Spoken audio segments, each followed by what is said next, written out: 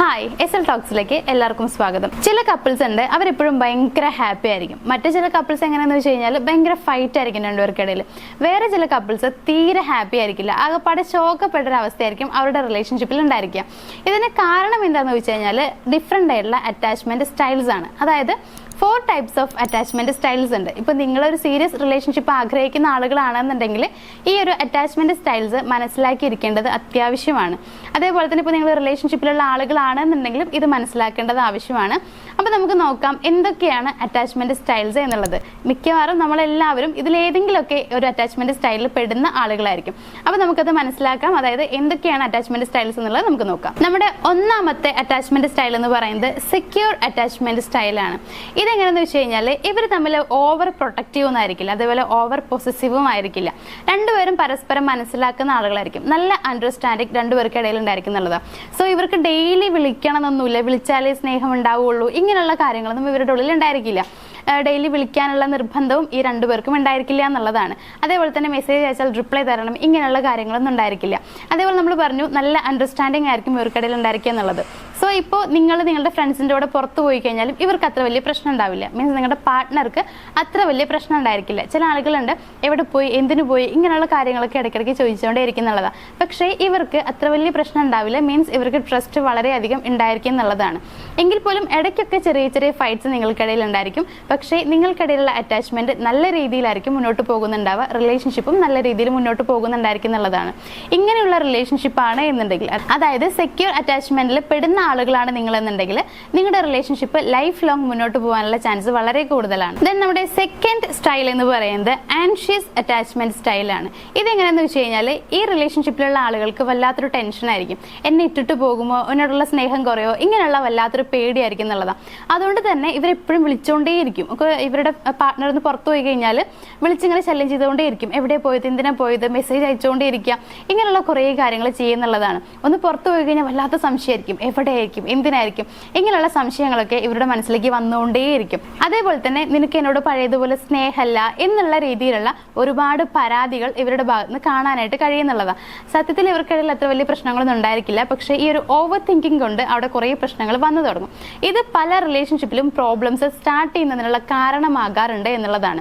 അപ്പോൾ ഈ രീതിയിലാണ് നിങ്ങളുടെ റിലേഷൻഷിപ്പ് എന്നുണ്ടെങ്കിൽ, അതായത് നമ്മളിപ്പോൾ പറഞ്ഞ ആൻഷ്യസ് അറ്റാച്ച്മെന്റ് സ്റ്റൈലിലുള്ള റിലേഷൻഷിപ്പ് ആണ് നിങ്ങളുടെ എന്നുണ്ടെങ്കിൽ അത് അധികകാലം മുന്നോട്ട് പോകാനുള്ള ചാൻസ് വളരെ കുറവാണ്. ഇനി മുന്നോട്ട് പോവുകയാണ് എന്നുണ്ടെങ്കിൽ പോലും രണ്ടുപേർക്കും പരസ്പരം ഭയങ്കര സാറ്റിസ്ഫൈഡ് ആയിട്ട് ഹാപ്പി ആയിട്ട് മുന്നോട്ട് പോകാനുള്ള സാധ്യതയും വളരെ കുറവാണ്. ദെൻ മൂന്നാമത്തെ സ്റ്റൈൽ, തേർഡ് പോയിന്റ് എന്ന് പറയുന്നത് അവോയ്ഡന്റ് ഡിസ്മിസീവ് അറ്റാച്ച്മെന്റ് സ്റ്റൈൽ. അതായത് ഈ റിലേഷൻഷിപ്പിലുള്ള ആളുകൾക്ക് വല്ലാതെ അങ്ങോട്ട് ഡിപ്പെൻഡ് ചെയ്യുന്നതിനോട് താല്പര്യം ഉണ്ടായിരിക്കില്ല എന്നുള്ളതാണ്.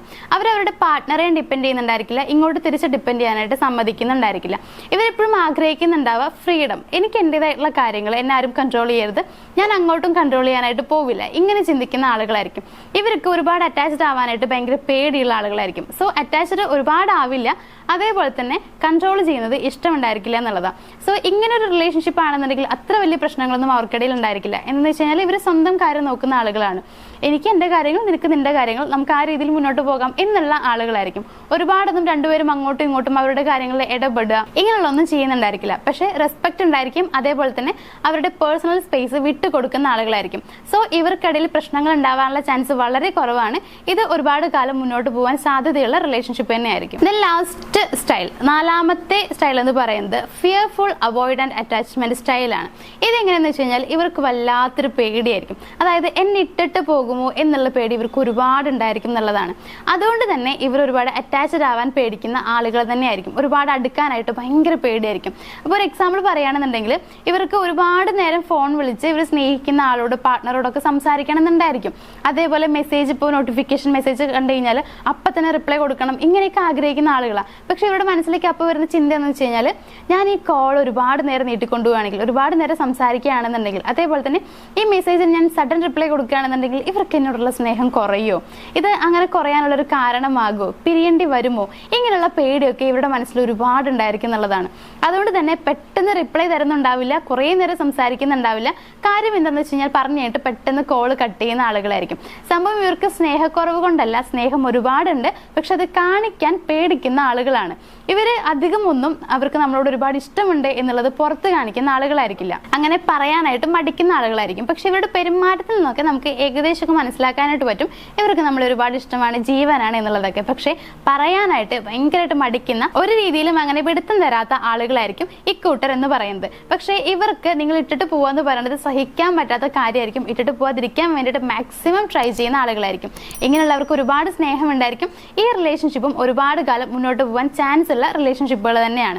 പക്ഷേ അത് നിങ്ങൾ കൂടി മനസ്സിലാക്കണമെന്ന് മാത്രം. അതായത് അവർക്ക് നിങ്ങളെ സ്നേഹമാണ്, ഇഷ്ടമാണ് എന്നുള്ളത് നിങ്ങൾ കൂടി മനസ്സിലാക്കി കഴിഞ്ഞാൽ നല്ല രീതിയിൽ മുന്നോട്ട് പോകും. ഇപ്പോൾ ഈ റിലേഷൻഷിപ്പിലുള്ള രണ്ടാളുകളും ഇങ്ങനെ തന്നെ ആണെന്നുണ്ടെങ്കിൽ കുഴപ്പമില്ല. ആ രീതിയിൽ തന്നെ റിലേഷൻഷിപ്പ് ഒരുപാട് കാലം മുന്നോട്ട് പോകാനുള്ള ചാൻസ് വളരെ കൂടുതലാണ്. അപ്പോൾ ഇത്രയും സ്റ്റൈലുകളാണ് ഉള്ളത്. ഈ 4 സ്റ്റൈലുകളിൽ ഏതാണ് നിങ്ങളുടെ അറ്റാച്ച്മെന്റ് സ്റ്റൈൽ എന്നുള്ളത് നിങ്ങളത് മനസ്സിലാക്കുക. അങ്ങനെ മനസ്സിലായി എന്നുണ്ടെങ്കിൽ ഒന്ന് കമന്റ് ചെയ്തേക്കുക. അപ്പോൾ നമ്മുടെ വീഡിയോയിൽ ഇത്രയും കാര്യങ്ങളാണ് പറയാനുള്ളത്. നമ്മുടെ വീഡിയോ ഇഷ്ടമായെന്നുണ്ടെങ്കിൽ വീഡിയോ ഒന്ന് ലൈക്ക് ചെയ്തേക്കുക.